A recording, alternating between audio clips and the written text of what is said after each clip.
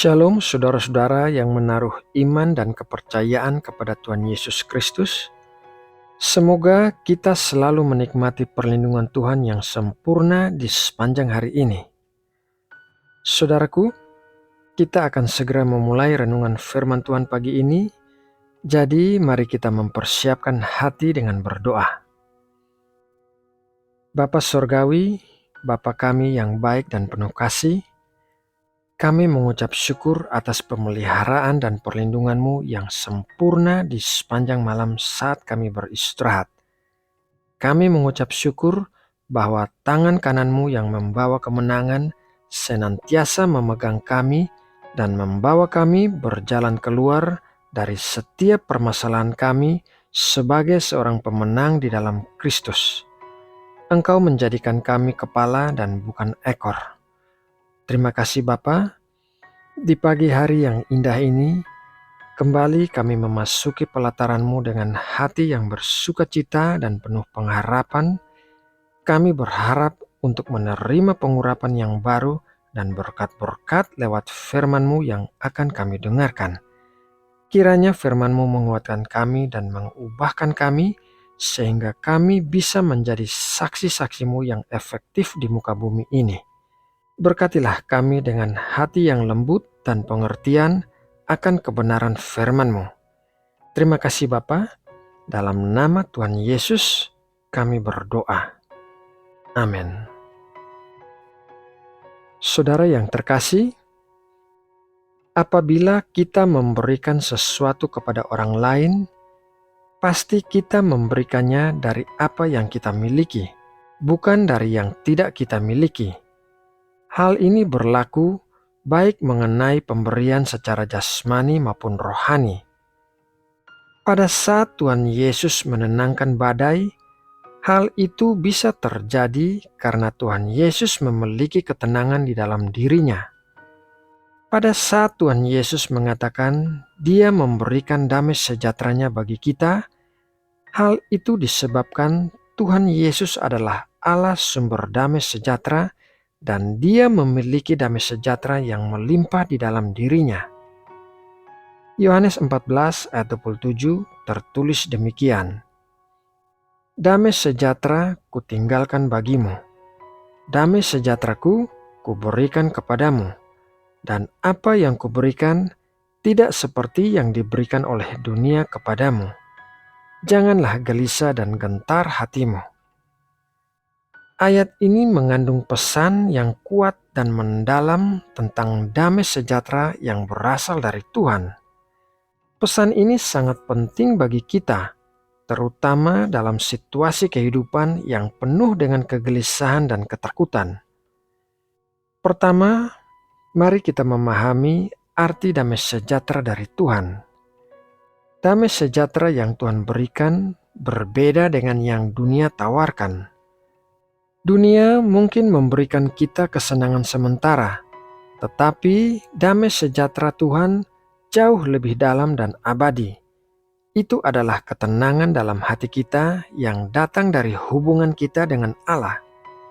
Ketika kita mengenal Tuhan dan hidup dalam rencananya, kita akan merasakan damai-Nya yang mengatasi segala sesuatu.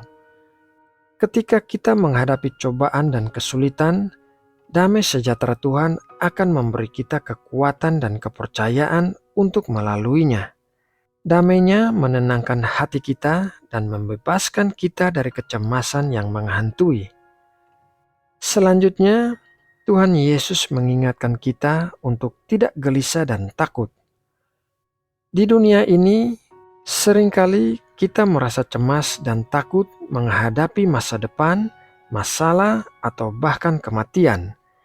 Namun, Tuhan mengatakan bahwa kita tidak perlu takut karena Dia telah memberikan damai sejahteranya kepada kita.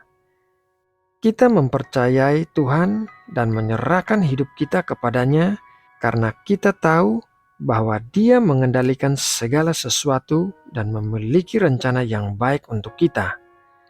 Dalam damai sejahteranya, kita menemukan ketenangan yang membebaskan kita dari kegelisahan dan memberi kita kekuatan untuk menghadapi segala sesuatu yang datang. Saat kita hidup dalam damai sejahtera Tuhan, itu berdampak pada kehidupan kita secara keseluruhan. Damainya mengubah perspektif kita, memberikan ketenangan di tengah kekacauan, dan memampukan kita untuk hidup dengan penuh sukacita meskipun di tengah tantangan dan penderitaan. Damai sejahtera Tuhan juga mempengaruhi cara kita berinteraksi dengan orang lain, karena kita menjadi pembawa damai bagi dunia di sekitar kita. Kita dapat memberikan kasih, pengampunan, dan pengertian kepada orang lain, membantu mereka juga menemukan damai sejahtera yang berasal dari Tuhan. Selain itu, damai sejahtera Tuhan memberikan kepastian dan harapan di tengah ketidakpastian dunia ini. Kita tahu bahwa Tuhan adalah sumber damai yang tak tergoyahkan, dan pada akhirnya kita akan hidup bersamanya dalam damai kekal di surganya. Oleh karena itu, marilah kita mencari damai sejahtera Tuhan dalam hidup kita. Kita dapat melakukannya dengan berdoa, membaca firman-Nya, dan membangun hubungan yang lebih erat dengannya. Ketika kita mengarahkan hidup kita kepada Tuhan dan mempercayakan segala sesuatu kepadanya, kita akan mengalami damai-Nya yang melimpah. Saudara yang terkasih, Yohanes 14 ayat 27 mengajarkan kepada kita tentang damai sejahtera yang berasal dari Tuhan. Damainya jauh melebihi apa yang dunia tawarkan. Kita tidak perlu gelisah dan takut karena Tuhan memberikan damainya kepada kita. Mari kita mencari damainya dalam hidup kita, mempercayakan hidup kita sepenuhnya kepadanya, dan merasakan ketenangan yang hanya bisa ditemukan dalam hubungan yang erat dengannya. Tuhan Yesus menginginkan kita hidup dalam damai-Nya yang luar biasa, yang melampaui pemahaman dan pengalaman dunia. Damai sejahtera Tuhan akan melingkupi kita dalam segala aspek kehidupan. Oleh karena itu, marilah kita menjadi saksi bagi dunia tentang kehadiran Tuhan yang memberikan damai sejahtera yang tak tergoyahkan dan mengalir dalam hidup kita. Saudara yang terkasih, demikianlah renungan firman Tuhan pagi ini. Semoga memberkati dan menguatkan kita semua.